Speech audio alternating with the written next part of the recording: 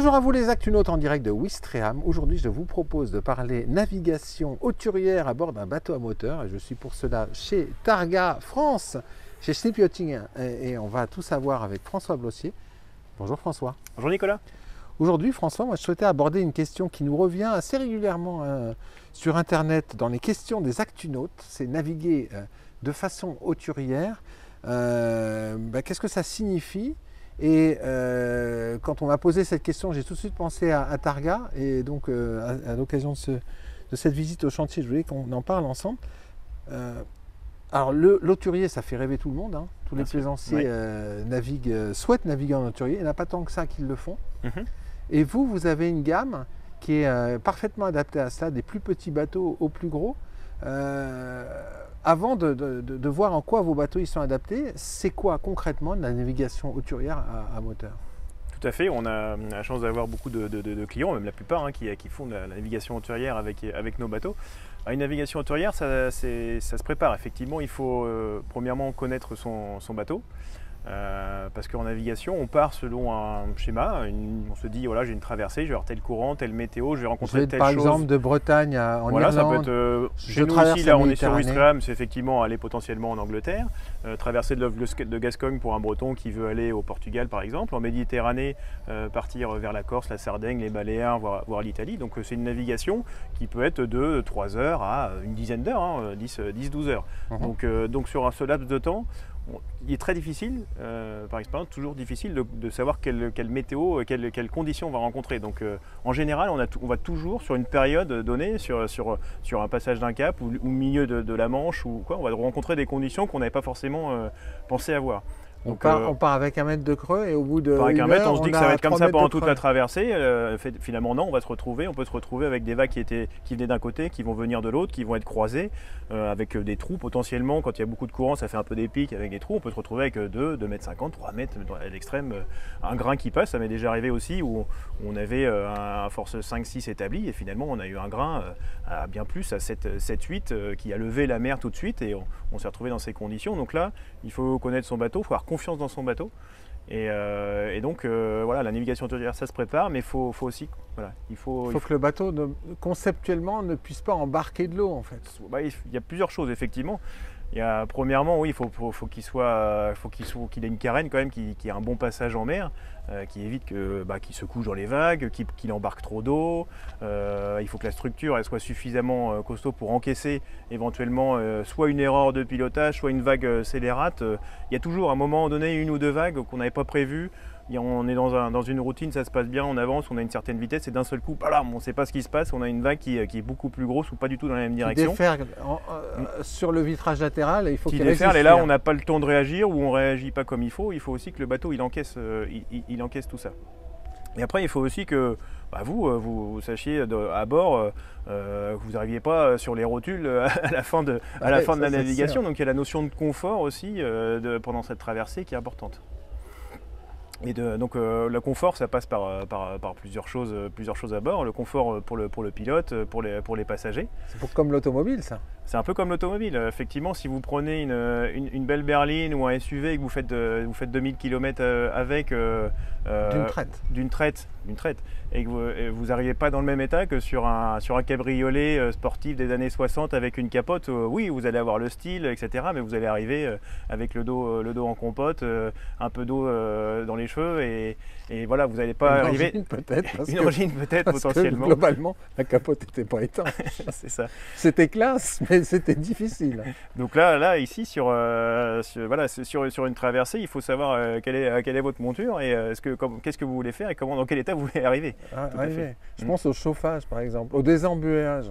C'est pas un détail ça. C'est pas un détail parce que si vous êtes s'il pleut, si vous êtes mouillé, si c'est un bateau, un timonier, ça peut créer de la buée rapidement à l'intérieur. Donc il faut avoir les bons systèmes pour que devant vous ayez toujours une bonne visibilité. S'il faut aller commencer à éponger le pare-brise devant dans de la mer, vous oubliez, vous ne pourrez pas le faire ou vous risquez de vous faire mal, tout simplement. Il faut vraiment que tout soit aussi à portée, que vous ayez préparé votre navigation pour pas avoir aussi à aller dans une cabine au fin fond alors qu'il faut surveiller devant si vous êtes tout seul ou en équipage réduit. Donc il y a pas mal de choses. Et puis l'objectif c'est d'arriver sereinement finalement. Oui, complètement. Allez, on va regarder un petit peu vos bateaux et en quoi ils s'adaptent bien à ces conditions spécifiques qui sont les navigations hauturières au moteur. Quand on voit déjà vos carènes et comment vos bateaux sont défendus, on se dit ah bah là il y a quelque chose quand même. Alors déjà oui, premièrement on a une carène assez étroite, on a des targas à proportion, hein, donc le targa on va du 23 au 46 pieds, on a une proportion à chaque fois où on a des bateaux assez étroits, mais avec une certaine longueur pour un bon passage en mer, un V très profond, une étrave très tulipée, pour justement bien passer. On le voit sur l'étrave tulipée, on la voit ici. Tout à fait. Pour passer alors, vraiment tulipée, ça veut dire qu'en fait, ça s'évase, plus ça remonte, plus ça s'évase. Ça veut dire que quand vous allez passer dans les vagues, l'étrave va traverser la vague pour éviter de monter par-dessus et retomber derrière. Jusqu'à une certaine hauteur, va traverser la vague et la projeter de chaque côté. Voire même si vous êtes en vague arrière, quand vous enfournez, le bateau va rentrer doucement et ressortir sans trop ralentir. Avec un smooth en fait, c'est très smooth. Très, tout à fait. Une DS ou une à l'extrême, si vous sortez le bateau de l'eau, il va retomber sur son V doucement. Vous n'avez pas de surface plate où il va taper. Et donc par rapport à un bateau qui va être beaucoup plus volumineux à l'avant, il va avoir tendance à, soit vers vague de face ou même vague arrière, il va avoir tendance à enfourner, à s'arrêter dans la vague et du coup à vous faire un gros coup de frein, alors que le targa va rentrer dedans pour ressortir doucement. L'autre chose, c'est que c'est très défendu, hein, c'est-à-dire que c'est très haut, on le voit ici. Ça, c'est important. Il faut par aussi rapport une certaine à un hauteur de bas. vent. Ouais, c'est important d'avoir une belle hauteur parce que justement, là, quand on enfourne dans une vague, il ne faut pas que le bateau aille plonger complètement devant. Il faut qu'il ait quand même, qu'il soit réfléchi pour avoir justement. C'est pour ça que l'évasement se remonte vraiment très fort en haut, voire jusqu'à arriver à un plat carrément en haut. Ouais. C'est que si le bateau enfourne vraiment beaucoup, il faut qu'il y ait un moment donné, il y a une limite où on dit stop, hop, là il faut remonter. Il y a certains bateaux très ronds, etc., où il va s'arrêter devant et puis il y a un moment... très étroit et très droit, ou très bas sur comme l'eau. Les commuteurs des années 30, qui étaient très étroits et en fait il n'y a pas de tulipage. Non, là, c'est des bateaux qui peuvent beaucoup enfourner. Ah, si on enfourne, et jusqu'à un certain moment où s'il n'y a pas suffisamment de volume, s'il est trop bas devant, il peut carrément vraiment embarquer et s'arrêter. Et là, ça peut devenir vraiment dangereux. Donc, il faut alors, quand même ça peut embarquer une certaine beaucoup hauteur. Ouais. Et là, en fait, on voit que vous avez aussi des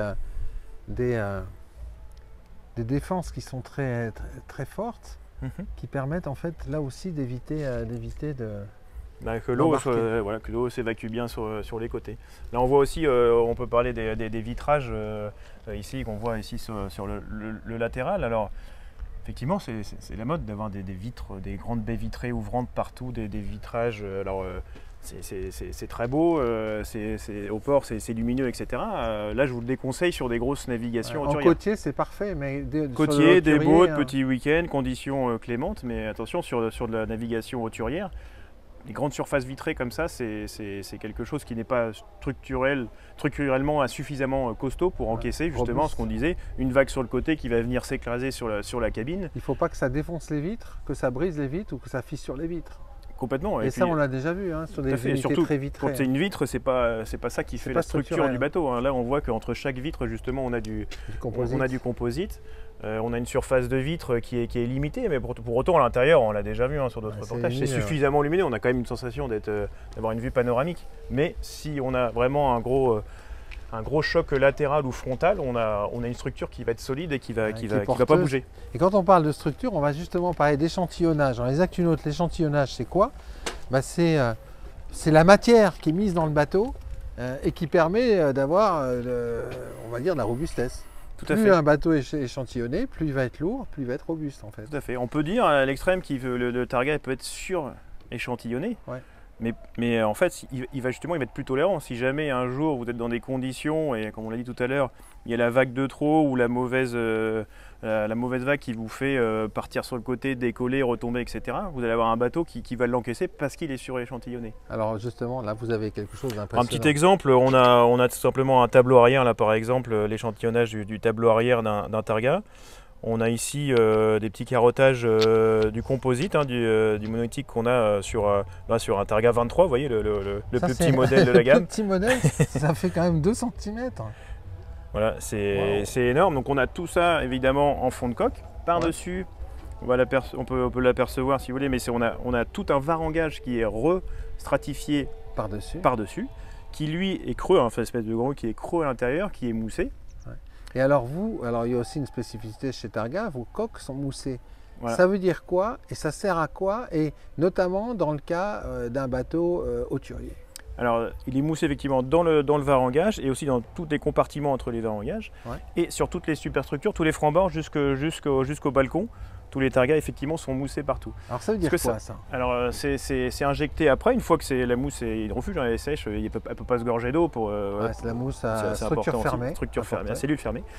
Et donc, premièrement, ça vous rend votre bateau insubmersible. Donc, en cas de gros pépin, vous avez quand même un bateau qui ne coulera pas. Donc ça, c'est quand même pas mal, quelque chose d'important.